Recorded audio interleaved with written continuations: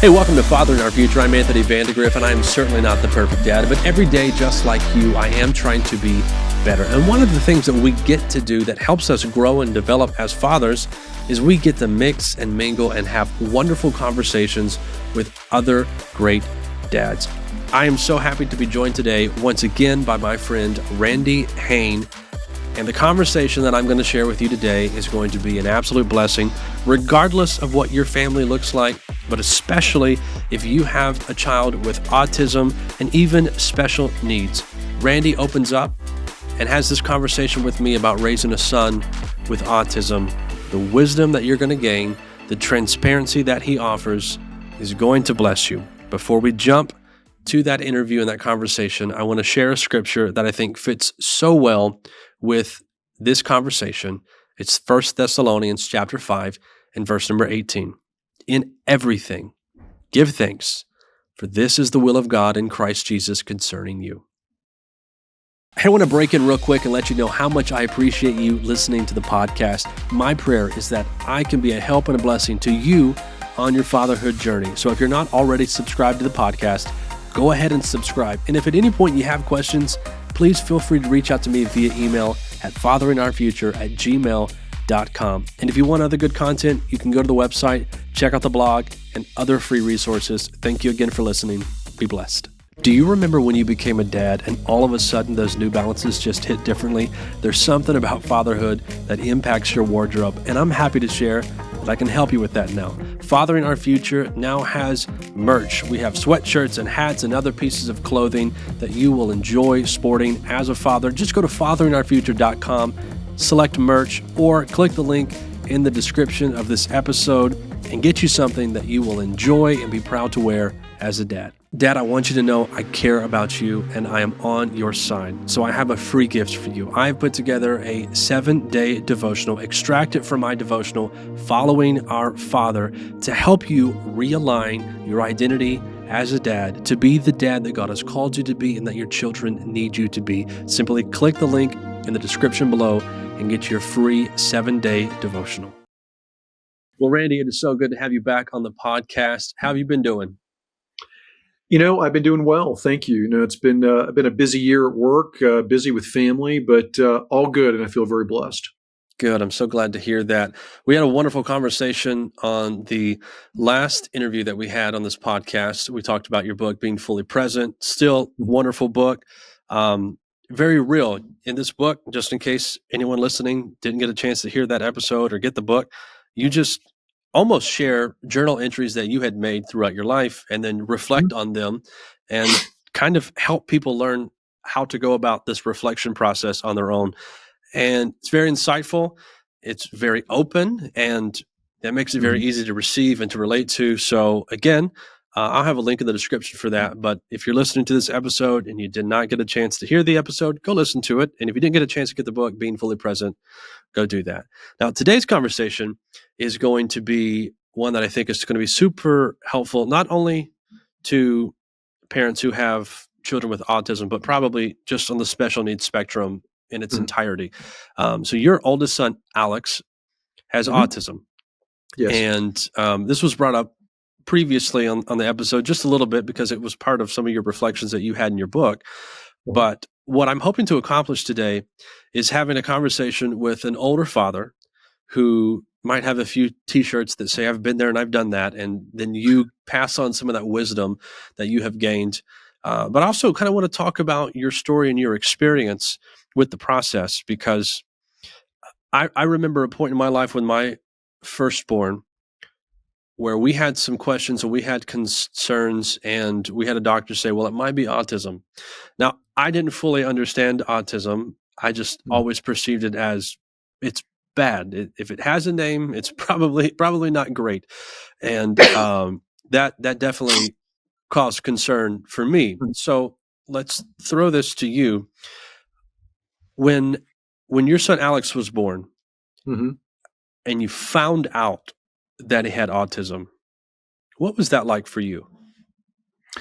I remember every minute of it.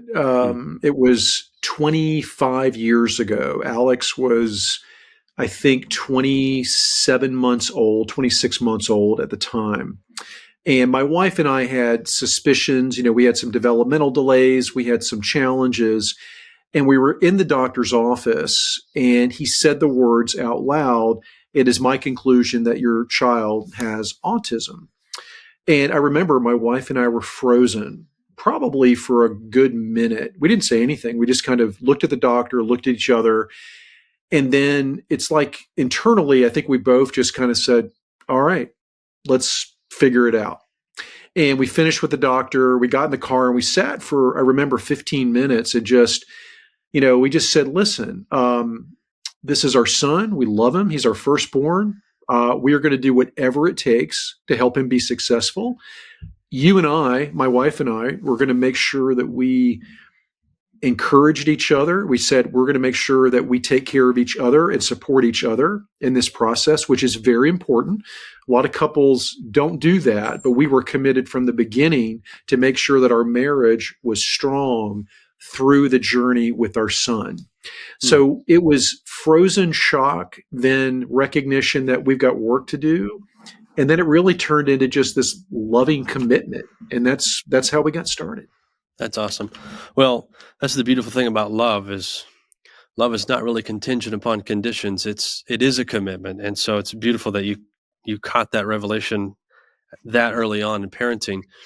Can I ask you, in regards to what you said about the intentionality with your marriage and keeping that strong, can you maybe share a little bit of, what were some things that you put into place in order to keep that strong? So, one of the things that I suspect you've encountered, I know I've encountered it many times, is dads are often, they struggle sometimes to know what to do. We have this expectation that our children are going to be athletes. They're going to be stars of the soccer team, the football team, whatever. And we have this mindset of how we're going to parent. We're going to have our kids at the ball fields every day, every week. It's going to be fun. Can't wait to relive my childhood through my son. Well, Yep. If you're not thinking when you have a special needs child about the new role you've got to play, you might get in trouble. So my wife and I had always been, we love each other. We've always been very committed to each other, but we had to really be very clear that we are going to do this together. Now, in our family, especially ever since Alex was born, this is 27 years ago, I'm the one that I provide the income. My wife has been a stay-at-home mom, and she's got by far the tougher job.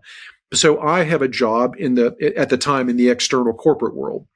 But I made sure that if I was able to be at a doctor's appointment, I went. If it was a therapy visit that I could go or take Alex and give her a break, I went. Most importantly, and I think this is to the heart of your question, we learned at the very beginning to give each other a break. Now, we were very blessed. Our son has never had really behavior issues. He has high functioning autism. So he's very bright. He went through 12 years of school, got an education. He's very verbal and very articulate. So we were very blessed in terms of the autism form that we had. Sure. However, there are still moments where, you're getting asked a million questions or he perseverates on a certain activity and it's a bit much. So if you're listening and you're a dad or you're a mom and listening, make sure that you give each other a break. So Saturdays were always hiking day in our house. I would take my older son and then my younger son hiking because that's an activity that Alex could do. So we would spend half a day out hiking almost every weekend. Sunday afternoons, we would again go for long walks together, all in an effort on the weekends to give my wife a break, for her to go to connect to her friends, and that ability to give each other a break was so helpful early on. Today, it's a different thing. Alex is extremely independent. He lives with us, but he's got a job. He takes care of himself. It's different. But in the early days, a scheduled, I'm going to help you, you help me kind of mindset is what got us through. Yeah, I think that's good. I think for parents across the board too, with the giving the break, because like in our household we have 4 kids, so it can get a little rambunctious at times, and there are moments where my wife comes to me and she's just like, her breakaway is going to TJ Maxx to shop. So her breakaway is, do you mind if I go to TJ Maxx for a little while? And I'm just like, go, just you go do your thing, and you come back with a smile on your face because I understand the kids have been nuts. So, Yeah. Yeah.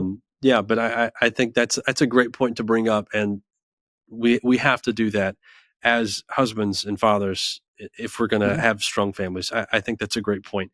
Um, so you find out he's just over 2 years old. Now you talk about this moment of silence where I imagine you're contemplating, reflecting. Is this a one-time deal, or were there other moments throughout the early diagnosis where you still struggle with the expectations you had early on, or once you made the decision that we're going to do this, you just never looked back? So it's my answer is going to be yes and yes. Okay. So in the moment, it was by far the most profound moment, and to this day, it is the most profound thing that's ever happened to me. I would even go, this is probably a separate show. I warn you now, Okay. but I will just mention that I think that men typically have a wall around their hearts. I know I Hmm. did for many years growing up, Sure. and we were walled off emotionally. It's very hard for, people to get close to us sometimes. Well, I can tell you that when I got the diagnosis, I felt like there was a crack in my heart. And the great news is God worked through that crack in my heart to bring me to a much better place. Hmm. He brought me into faith. He brought me into being a better husband and father. I can look back to that moment and see so many blessings because God got through the wall that I had created around my heart. So I look at that and say, total blessing. Yeah. Now, have there been other moments where I feel like that twinge, that little ping, that's something that I just wish it could be different? Of course, Sure. of course I do. Never to that degree, but I certainly have had those moments. But over time, it just gets easier. It gets you're able to say, hey, you know what? That's not for me. That's not Yeah. going to be our life. But one of the things that I mentioned a minute ago that I would just mention briefly, Anthony, we got really good, and we just had to figure this out, but we got really good about finding substitutes. So my older son was never going to be the baseball player, the football player. He was never going to be, although we did find a special needs soccer team later. So what we did is we met Alex where he was. So we began doing activities that he could do and wanted to do. He Okay. is an amazing hiker and he loves to ride his bike. He's never fallen off a bike in his life. Wow. So we have always hiked and biked his entire life. And that's fantastic. That's what I do with Alex. My other son, Ryan, you name the spectrum of sports, anything on the sports spectrum, we've done it. Marvel movies, the whole shebang. And that's my life with my other son. Yeah. So I've had to carve out different activities, but where I could for years, I kept them together. Like milkshakes with dad. Both my kids love milkshakes. We're going to go get one. That's cool. So my point is, yeah, the big moment was the big moment, but there's been lots of little ones along the way. But here's the thing. I've always prayed for this. I've always practiced this. I believe this strongly. We've got to see our kids with special needs as blessings, not burdens. That's good. Blessings, not burdens. He is not a burden in my life. He is not a bunch of extra work. Alex is not a headache. Alex is my son. I love him. I've been chosen by God to be his father. He has been chosen by God to be my son. He's a blessing, not a burden. Yeah. Yeah. That's a good mindset for all of us to have really as parents. Because I mean, it might not be as severe, but there are certainly times where your children will try you and they'll be knuckleheads and they will Yeah, feel yeah, like a burden. But yes. but maintaining that mindset of might feel this way, but I know that the case is that they truly are a blessing. Mhm. I feel like that would be a good way to constantly reorient yourself to do what you actually need to do as a father in that situation. Yes. You talked a little bit about this. I'm curious if there's anything else that you can add to it, though. Were there ever any struggles with the dynamic of your fathering Alex with autism, Ryan without? Was that a learning curve at the beginning? Did you just come to figure it out over time, or were there ever periods of a struggle? Yes. Okay. All of it. Yeah. So This is the way that I'm gonna give you my take from my experience, but I'm also going to tell you my observations. Okay. I'm not here to judge. Everybody's got to figure this out. I have noticed a lot of families where they're adamant that the typical kids in the family share the journey exactly like the kids with special needs, Mm, and everything is the same. I can understand the logic of it. And sometimes that's necessary, but you also need to be willing and able when the typical kids get to a certain age, they've got to find their own life and journey.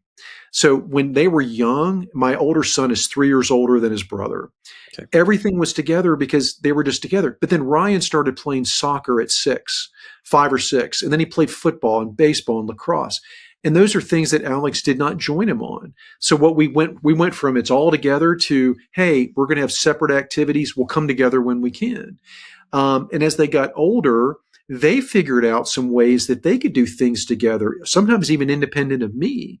And today they've got a good relationship. In fact, my younger son got married this year. Alex was his best man, and that was Ryan's decision, not mine. Yeah. He wanted his older brother to be his best man.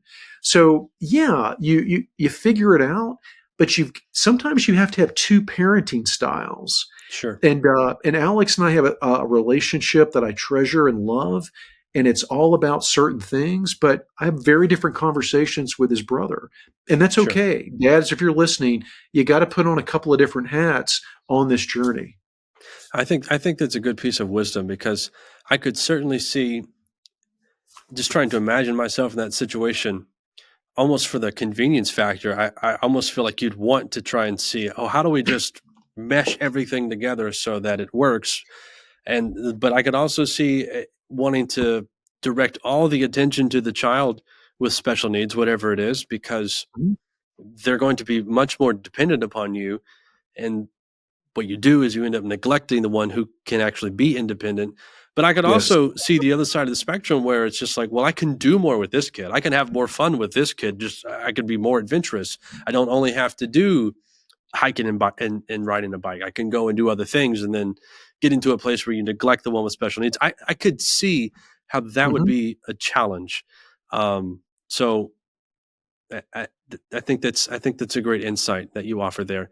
Um, Can I add something to that, Anthony? yeah, Just for sure. quickly, 'cause I think you talked all around it, and I did too, but I didn't actually use this word that I just want to bring up, Go and for it's it. probably going to make people feel uncomfortable. But you willing to go there with me? Let's do it. Let's do it. Sometimes dads feel resentment. Okay. It's real. You feel resentment. Why can't my child be like the other kids? Why can't I have that experience at the football field? And it's real, and dads have got to come to grips with that. And my only encouragement is don't hate yourself for feeling it, but at least be honest enough to acknowledge it and Yeah. either work on it yourself, get your wife to help you, get a buddy to help you, go to a therapist if you need to, but learn how to process that and start thinking about how do I turn my resentment into gratitude. I'm so grateful that Alex is my son. I can, we don't have time on your show today. I could give you countless examples of how he has impacted my life, my wife's life, the life of the people that know him. He's a lector in our parish and gets up and reads first readings from the Old Testament every 6 Sundays in front of Wow. 1,000 people. He does that. Wow. That's cool. Remember this? There was a story in my book about Yeah. the courage of a young man. That's Alex. Right. So for him to get up and inspire that many people, how can I feel resentful? I just feel gratitude and blessed. So switching your mindset from resentment to gratitude is just a journey we all need to go on. But Dad, you got to go there. Yeah. With the resentment thing, you made me think of this question. Now, I don't know if this was your case, but do you think if it was, or could it ever be the case of feeling that resentment? Would that ever be related to feeling like the special needs is your fault somehow? Did you ever internalize that and say, am I at fault for his condition? I'll be honest with you. No, Okay. I never went there because, we did a ton of research. There's zero history of that in either of our families. There's no genetic disposition towards it. Yeah, I know dads that kind of look in the mirror and say, why do I have a son with Downs or daughter with autism? What I get it, but I'm not sure that's productive, helpful, or Sure. how can you even prove it? For So sure. I think that it's natural, but I never experienced that personally. Okay. Did you ever experience or have to deal with other people, whether it was acquaintances or whoever, gossiping about your son and his condition? Gossip is not the word I would use. Okay. The way I would describe it was people pre-assuming, Okay. prejudging what Alex could and could not do. And the Okay. thing that to this day, I'll be honest, I wrestle with this is people that feel sorry for him, Mm, who by extension feel sorry for me and my wife. Oh, your sure. life must be really, really hard and terrible. Oh, to have a special needs child. Again, intellectually, I could see why, Yeah. but they haven't taken the time to get to know Alex, or that my wife and I celebrate his life. We're not sitting around going, "Oh, I wish we had a different life." My point is, we've dealt with judgment, we've dealt with misplaced uh, empathy, sympathy, I guess, and sometimes that can be really annoying. Gossip, not really. I Okay. can tell you the other thing is you feel like you're in a silo. We could tell early on that Alex was not getting invited to birthday parties. Like Mm, there would be a few close family friends that really we were close to, but like the classmates at his school, he wasn't being invited to parties. You have to come to grips with that. yeah. Um, so we really got even tighter as a family in our close friend group. Some of them were special needs families. So we built a community for Alex that he felt welcomed in. But people that, don't know your child or your family, they can prejudge and say, oh, well, I don't want to bring Alex. He's going to be a problem at the party, which For is sure. ridiculous. But that's the smallness of people's minds. I want to ask you two things. Let me start with the first one, then I'll come back to this. Do you have advice for parents on how to deal with that? Because I think you did use a better word with the presupposing on what they can and cannot do. One of my closest buddies, he has two children with autism, and with his first son Theo, he had all of these problems when they would go to family for get-togethers. That the family would say, "No, you need to do this," and he's like, "No, he can't do it. He does it this way, or he doesn't eat that. He only eats this. He's very particular." Or then they assume he can't do something. They're like, "No, he can be a part of this too," and Sure. just constantly having to deal with that, and it's very frustrating. You much you Yeah. stated that much better. But do you have advice for Mhm. those parents in those scenarios? So I know this show is primarily for dads. So let me speak directly to the Sure. dads right now. I encourage every father that's listening, if this episode is exactly what you needed, I want to encourage everybody to be a loving advocate, a loving advocate. So what I mean by that is you have got to advocate for your child. That means with your family, your friends, when they get a job down the road, when they go to schools, you've got to be the advocate for what they can do, the advocate for what their abilities are, the advocate for what you can do to make my child successful. But you've got to do it with love. If you Mhm. go in angry, if you go in hot, if you go in with resentment or assumptions that no one's going to get my kid, you're going to create enmity. You're going to create bad feelings.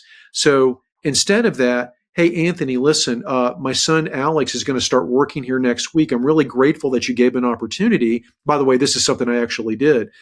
I put together a list of 10 things that help my son be successful. Would you mind if I go over this list with you? Because I want to help Alex be successful and be value add to you in this job. Would you be open to me walking through this with you? Wow, that's I've good. done that many times. That's good. So be a loving advocate for your kid. Hey, if you're a new dad or choosing to embark on a fresh start as a father, I have a gift for you. I wrote a book a while back called Cut the Crap, direct tips for becoming a dad. I don't teach you how to change a diaper. That one's totally on you.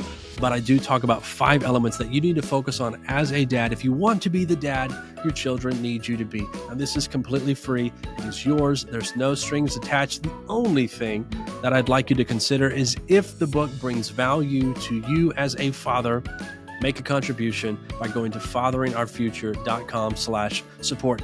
But you don't have to. Again, it is a free gift from me to you. The link is in the description after the end of the episode. Click it. Get your copy, and I pray that it helps you. Everyone has an opinion on fatherhood, but there's only one place that we should actually look, and that's to God, our Father. That's why I wrote Following Our Father, a devotional for dads. In this, I cover 30 qualities and attributes of our Father in heaven that help us better understand our identity as dads. Each devotional is followed up with a daily step so that we can take the principles of our Father and immediately apply them to our own lives. This is a tool and a resource in your hands that will bless you. Click the link in the description and get yourself a copy of Following Our Father today. You mentioned just a while ago, you weren't getting all the invites to the birthday parties. And so you then focused on building your community as a family with closer friends. I would assume some without children who had special needs. How important is that for fathers who find themselves in your footsteps, 20 years ago? The easiest thing in the world is to isolate yourself. It's actually easy to isolate. Well, Yes. All that stuff's not for me. we're just going to hang out here and have a party with just us. Problem with that is isolation is a byproduct sometimes of depression, anxiety, stress. It leads to alcohol. It leads to a lot of things that we probably need to be careful about. So when you're isolating yourself and not trying very hard, it creates a lot of bad habits that you've got to be very careful about, dads. So 20 years ago, 25 years ago, autism was still relatively new. There was no big playbook out there. Today, it's so much more advanced. So we just kind of again, it's so interesting, the hand of God in our marriage. My wife and I just said, we need to build a community. There was nobody telling us to do it. We just said, we're not going to let our child feel isolated. So we've got, to this day, some family friends with kids that all kind of grew up at Alex's age. Some of them were typical. Some had special needs. There's one family in particular that their kid went to school with Alex at a special needs school, and they just came to our younger son's wedding. And we've known them for 25 years. Wow. So you build a community, even if it's small. Family really helps. Even if you've got grandma in Iowa and cousin Billy over in Texas, whenever you can get everybody together. My family just got together at Hilton Head, South Carolina with my wife's family. So Alex loves his family. There were 10 of us in a house and we had a great time. And it's not that he wants to be in every activity, but he wants to be around people that love him. Sure. Special needs kids know what love is. You need to really understand they know what love is. So show them love, even if it's on a smaller scale. So build that community, find it wherever you can. We learn, through just practice, but today there are clubs and activities and things where you can easily find a community. It's not hard to look up autism support groups and all that. They're out there. Back then, they weren't out there. Yeah. Did you have anyone in those groups who acted as mentors to you and your wife? Oh, gosh. No, because other than our prayer. So let's definitely acknowledge the hand of God in our work, because we prayed a lot, and that's probably the best mentoring we got. But there was no one person or group. We did get there was a school near us called Mill Springs Academy where we live in Georgia. And we actually moved to where we live now to be close to that school. So Alex went there for 11 of his 12 years of school. And it was an amazing community. That was really helpful because we were in programs with small classrooms. We would meet with teachers. His therapist, we haven't talked about that.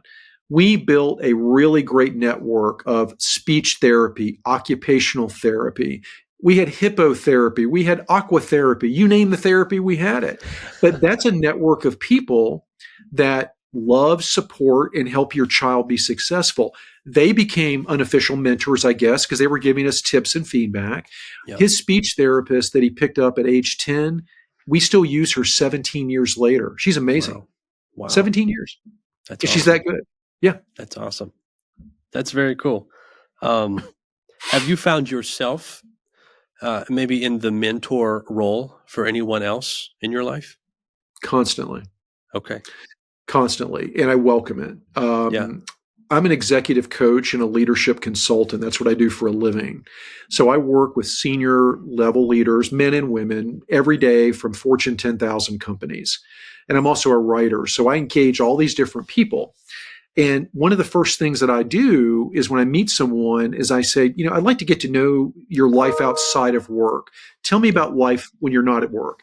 And they'll tell me about family and activities. And then when they're done, I will share about my family. And I always talk about, I'm blessed to have 2 kids. I'm married to Sandra for 30 years. My older son has autism. His name is Alex. I talk openly and with vulnerability about this is who I am, because I think that vulnerability invites vulnerability. Yes. And I cannot tell you how many times, oh my gosh, it's endless, when I've said what I just said and someone said, oh my gosh, my son has autism, my daughter has Downs, my nephew has autism, dozens and dozens of times. And they're so eager to talk about it. And I'm very eager to talk about it if you want to. So unofficially, it comes up all the time. I'll give you an example, Anthony. Yesterday, I do this. I'm very active with the Southeastern Football Conference. This thing called the Student Athlete Career Tour, the SEC Career Tour. So they bring 32 student athletes to Atlanta every year, and I've been involved for 8 years. And I was giving a Q&A with them, and I was talking about building relationships and how important vulnerability is. And I mentioned at the beginning, here's what you need to know about me. I'm 58, Catholic, have a son with autism. Been married 30 years to Sandra. I'm chubby and I'm losing my hair. I'm just trying to get them going. At the end of the discussion, 2 of the students came up and said, Mr. Hain, my brother has autism. And we're so grateful that you talked openly about it. So dads, if you're listening, you can be an inspiration to people around you if you just own it, love it, and live with it. It's a blessing, not a burden. Yeah. Yeah. That's beautiful. And just briefly, do you think that maybe your lack of mentors growing up, just in people, I know you mentioned in prayer, but in people, do you think that is in any way related to you being so eager to help others? That's an interesting way to look at it, and I hear you. I think that's interesting to look at that perspective. I am wired to be helpful. Okay. I'll be honest, I probably am very hard to help sometimes. I pray a lot about the paradox of help. I want to help you, but I struggle to let you help me. I get it. So there's probably truth to that. Yeah. Now, you brought up something that I think applies to a whole lot of men here, especially when it comes to being a parent, because children are a blessing, but there are still times that they bring frustration, or they give us the opportunity to be frustrated, and then we have to make that choice. But one of the things that men often deal with is anger. In this scenario with Alex, now I don't know, I would never have guessed at any point in your life that you had an angry temperament just in my interactions with you the last couple of years. But how can men overcome the anger issue? Because I know it's a very prominent issue with a lot of men. So is there anything out of the box maybe that you could offer to men who struggle with their temper and have children with special needs? Anthony, I've understood from you in the past that, definitely, most of the men that are listening to this today, are either interested in faith or they've got, relatively strong faith, if I've heard you correctly. So my go-to method, and it's the best method, is to offer up those things in prayer. Yeah. You're not meant to walk this road alone. If you're angry, frustrated, resentful, stressed, don't sit in isolation and stew on it. Immediately turn to God and lay it at his feet. He has called us to lay these burdens at his feet. He is here to help us and guide us and love us and show us the way. So when you're feeling that inclination to anger, Lord, take this anger from me. I don't want to go through this alone. There is no better antidote. If Yeah. you need additional support, find a way to find outlets. Exercise. I walk a lot. I do a lot of walking. And I'm not an angry guy. You're right. I'm pretty calm all the time, but I do get frustrated or stressed, and I walk it off. I pray. I walk. I do things that are calming for me. And guys, you got to find an outlet when you get to that moment when you just can't take it anymore. You got to find a way to have an outlet, and it needs to Yeah. be a healthy one. It's got to be a Yeah. healthy one. Yeah. No, that's a good piece of advice. One of my good buddies, he's a pastor, but he's also a licensed counselor. And with with his home, what he does is if he's ever getting to a point where he's angry and his wife is present and notices that he's getting to that point, she'll say, "Hey, I think Sandy, I forget the name, but I think Sandy is calling." And he's like, "Okay." And he goes to the bedroom and he just calms down. But they have their own little language that they use so that she's not blatantly calling him out for being angry in front of the kids. And then he catches the hint that he should probably just walk away. So, Yeah. yeah, that's smart. Finding some sort of a healthy outlet like that. The walking thing for me, I can definitely agree with that. That's been something that's been helpful for me. Just even if it's getting out and walking around the block and just saying, okay, that took me 3 minutes. Let's go try this again. I'm a Um, big believer, Anthony, in the idea of substitution. yeah, And whenever you feel angry, frustrated, stressed, envious, and whatever it is you're feeling, always try to focus on gratitude. yeah, I'm going down this negative path, and it's filled with sinfulness, vice, whatever it is. If you just try to get yourself into a place of feeling grateful. yeah, Lord, I am grateful that you have chosen me to be this child's father. I'm grateful that I've married this amazing woman that's at my side. I'm grateful that you've given me a roof over my head. I'm grateful that, even though I'm struggling with my special needs child, and I hate to do comparisons, but it's not like we're dealing with cancer. It's not like we're dealing with a life-threatening injury. We're so sure, blessed and fortunate that that's not where we are. We are in this yeah, place, and we can work through this. Lord, help me. I'm yeah. grateful for the opportunity to do it. Substitute gratitude for anything that's negative in your life. It'll change your life. Yeah. No, I wholeheartedly believe that. That's I'm going to call that the Randy Hain translation of Philippians 4 because that's where my mind immediately goes to. The Apostle Paul, he talks about, don't be anxious for anything, but instead with thanksgiving let your requests be made known to God. And it's the Yeah. thankfulness that then brings about the peace of God that surpasses your understanding. And then followed up by that, it is you should think on these things. Think on things that are virtuous and think on things that are good. Think on things that actually bring about something of value to the world. So, yeah, I think you're dead on with this. Constantly try to reorient yourself to have the right mentality of we are blessed. I'm thankful Mhm. for this. Look most at what you have and not at what you feel like you lack in the moment, because oftentimes that's probably skewed by feeling and emotion, and it's probably not accurate anyway. Um, Can I share a story with you? Are you open to for this really sure, quick? yeah. Because it's You so germane to what we're talking about. okay? So this would have been 15 years ago. 15 years ago now. My wife and I are coming out of mass with our son Alex and our younger son, and we encountered one of our favorite priests who was out in the waiting area, the narthex we call it. Okay, And he said, "Hain family, how are you? How can I help you? What's going on?" And at the time, this was something that we often prayed for. We said, "Father, we'd really appreciate it if you would, just pray for our family, pray for Alex, pray for his healing, pray that he gets better, pray that there's, whatever."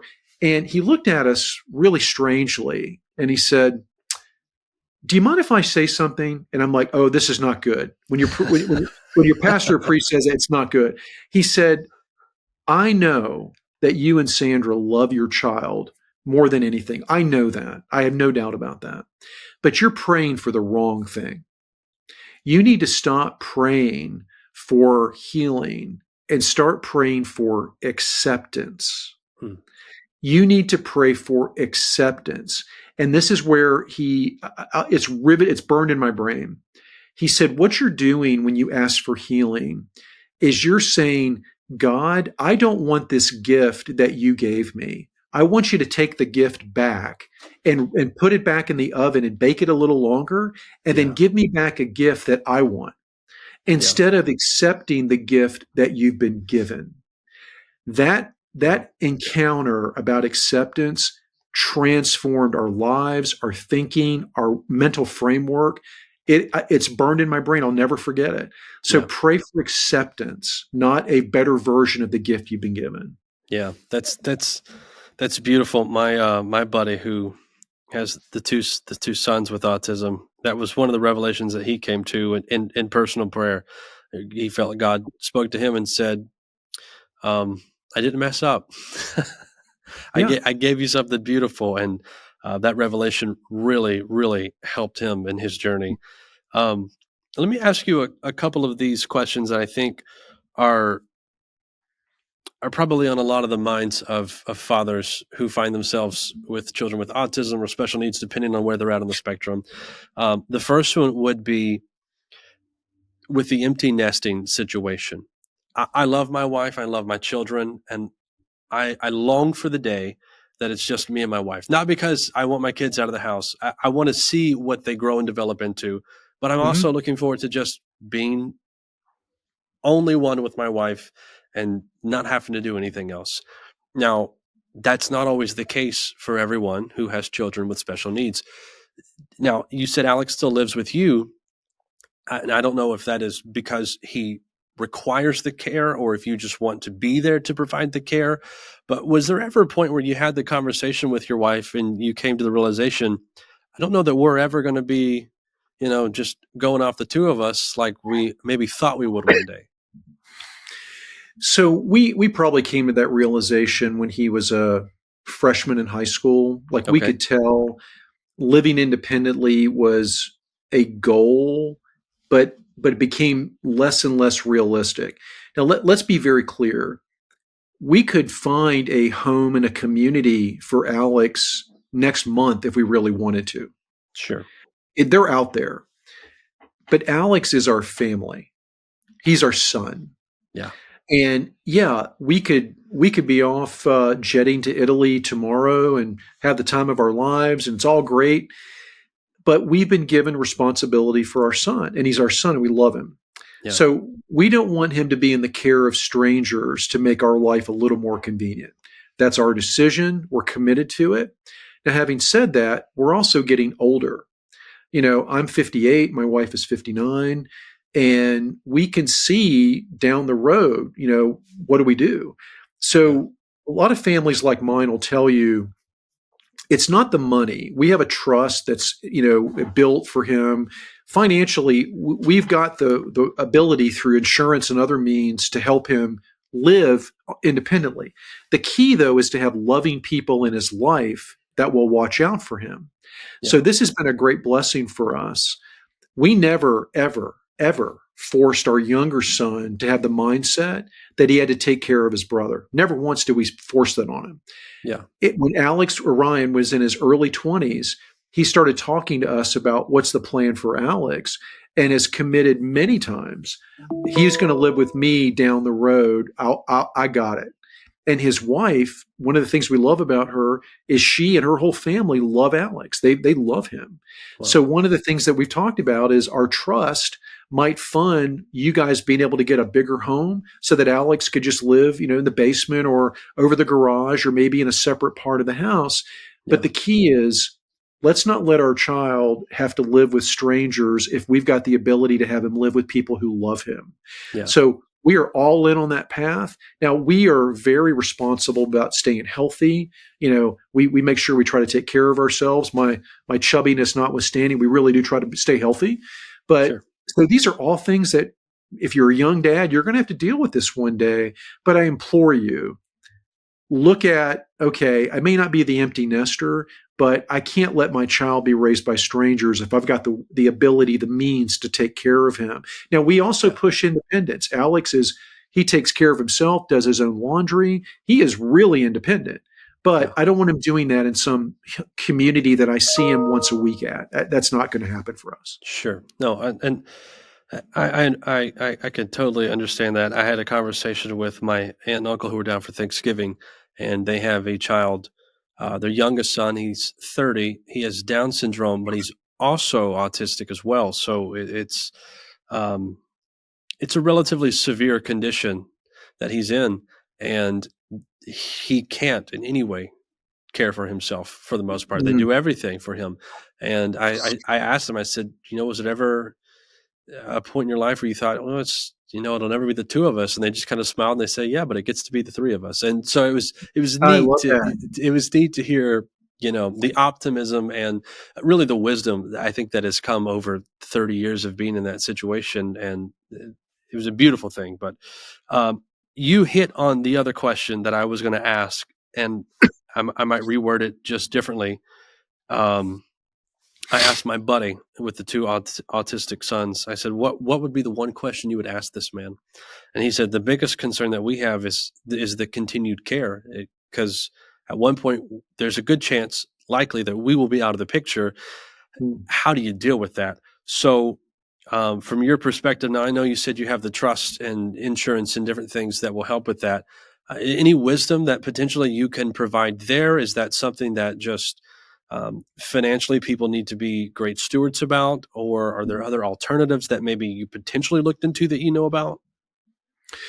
So, a lot of this comes in phases of life. We had to kind of be patient and we kind of hoped that Ryan would kind of come to this place. He did on his own. Again, we never forced it on him. So we had to kind of wait and see if our other son would emerge as a potential caregiver. Clearly, Sure. he has with his wife. Now, we want him to raise his own family, and this is something that's 30 years down the road. Right. But for today, we know there is a path. Yeah. We also, we have other family members that we think could help chip in, could be around if needed. And we talk openly with them, like my sister-in-law and her family and my sister. We talk openly about Alex, and we know that if we had to even piece together a plan B, we probably could do it. Yeah. And then the way that we look at it financially, we try to be really good stewards and save our money, but we also have insurance plans that if Sandra goes unexpectedly, that money is going to flow into a trust. It's got supervisors in our family that would see where the money is dispensed, and a big portion of it is Alex's care. So Yeah. we have been good stewards of that process and made sure that we've got that in place. So these are all things that you've got to talk about. Now, listen, be careful. There are a lot of people out there that I want to believe are well-meaning, that are special needs attorneys, and they do trust in estates. This can be a very expensive process. Hmm. So don't get sticker shock, but you might have to invest $5,000, $10,000 to build the trust and all this stuff. But it's a really good investment. But be discerning as you're interviewing people. Make sure that they're listening to you and they're giving you what you want. Okay. Good advice. Let me ask you this. We'll start to kind of wrap up here. So I would imagine, and the initial expectations that we've kind of hinted at in this conversation, you expect especially for fathers with sons, you expect them to be the greatest NFL quarterback or greatest person to ever play basketball. And, Larry Bird was nothing in comparison to my son. All this, you always expect them to be just big and extravagant. And then you get the shell shock of, well, that's not going to happen because he's been diagnosed with autism. Now, your son's 27. You've Mhm. you've got some experience with this. Can you share maybe some of the joys and the positives that have come from Alex that you probably either did get with Ryan or wouldn't have got without Alex in your life? So let me just make sure I understand your question. Like, what are some of the blessings I've gotten from Yes. being Alex's dad? Okay. Yes. Okay. Well, sitting back and just observing with joy the inspiration that he brings to people's lives, people that know him and get to know him and see him in action, like the lecturing, the reading scripture. He works for a global retailer. I'll just leave it at that. Okay. He's been there for 8 years, and he surprises them every day with all the great things he's able to do. When he has some keen insight about something that we're doing, we're traveling, and he makes an observation like, wow, I never thought Alex would say something like that. Yeah. I'm constantly surprised by an ongoing series of just revelations about my son that bring me a lot of happiness, because I always feel like it's a God wink moment. God is Sure. showing me what Alex is capable of.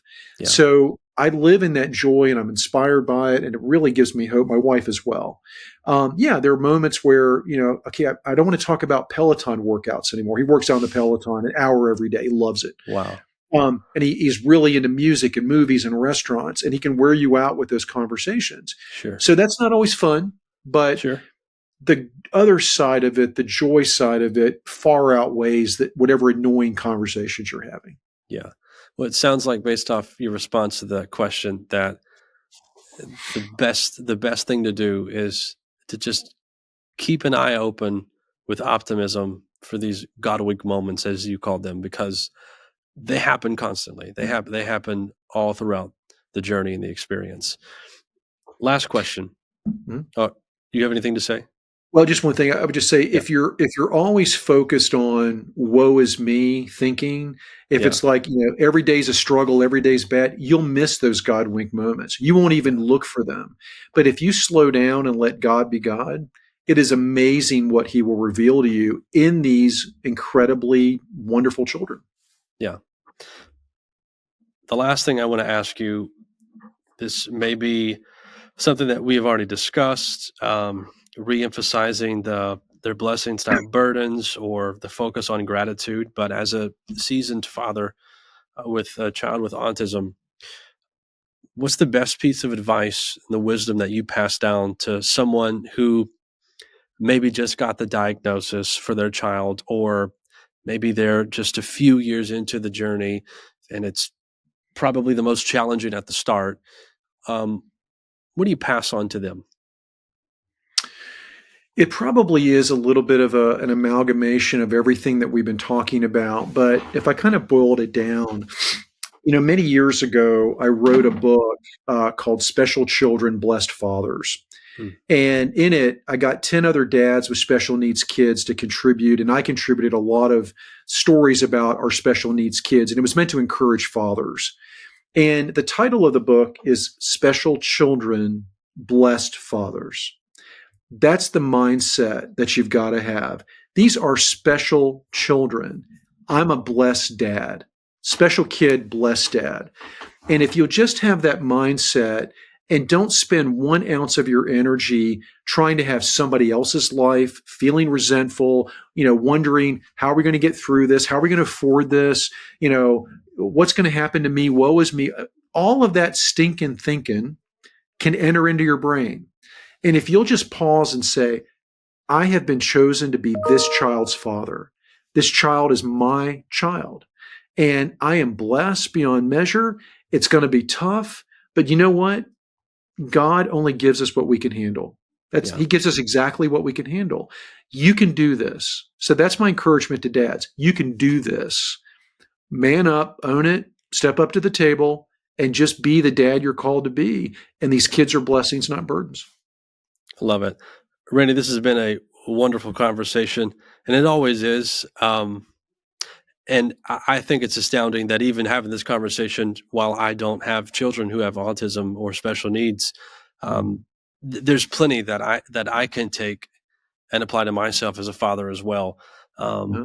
So many good principles that I think will just be a blessing to anyone and everyone listening to this, especially those who have children with special needs.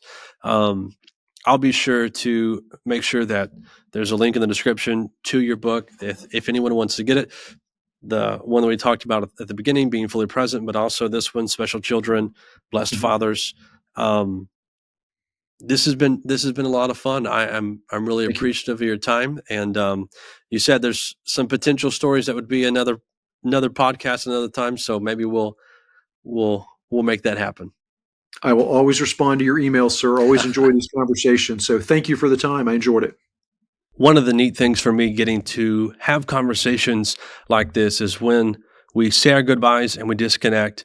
And I know that I have been enriched and blessed by that conversation. I know that I'm going to have something to offer to you that is going to bless you as well. Randy is a wealth of knowledge and insight, and he is real and transparent, and he is eager to help, mentor, and share. I'm grateful for that conversation. I'm grateful for that relationship. And I pray that you have taken something from this conversation that is going to bless you, especially if you do have a child with autism or even special needs. I pray and hope that something from this conversation has blessed you and helped you. And I'm pretty confident that most of it probably did. I want to say this before we pray. I want you to know that regardless of how difficult things may seem at times, you've got this and you can do it. God has chosen you to be the father of the child that's in your home. It doesn't matter how difficult things may seem. I know that you can do this. Let's pray. Jesus, we thank you for your goodness. We thank you for your mercy. And God, we ask that your hand would be on our lives, that we would recognize that your hand is already there, that you are constantly with us, that you'll never leave, that you'll never forsake, and that you have chosen us for this wonderful blessing and this task to be dad. Regardless of what our home situations look like, whether our children would be considered typical or whether there's some challenges that we face, whether it's autism or special needs of any kind. God, we know that you're with us, and we know that you have called us and designed us for just this. So God, I pray for all the fathers who have children with autism or special needs, and I pray, God, that you would help them, remind them in a very vivid way that you're there, that you're with them, and that they can do this. Help them to see that their situation is not a burden, but it is in fact a blessing. We ask this in Jesus' name, amen. And while sometimes I know it can be challenging, I want you to know that I am with you on this journey that we call fatherhood. You are not going at this alone. If at any time you need some help, reach out to me at fatheringourfuture@gmail.com, and I will help you however I can. And if I feel that I'm unable to serve you in the way that you truly need, I will find someone that can help you. Reach out to me again, fatheringourfuture@gmail.com. I hope that you are enriched by this conversation. I hope that you are inspired, feeling motivated, knowing that you can do this, because I want you to remember that you are a difference maker, a dynasty builder. You are a dad. So be all in, stay committed, stay faithful on the journey, because I promise you, it is going to be amazing. This is Fathering Our Future. I'm Anthony Vandegrift. Thank you so much for being with me, and I hope you'll join me next time.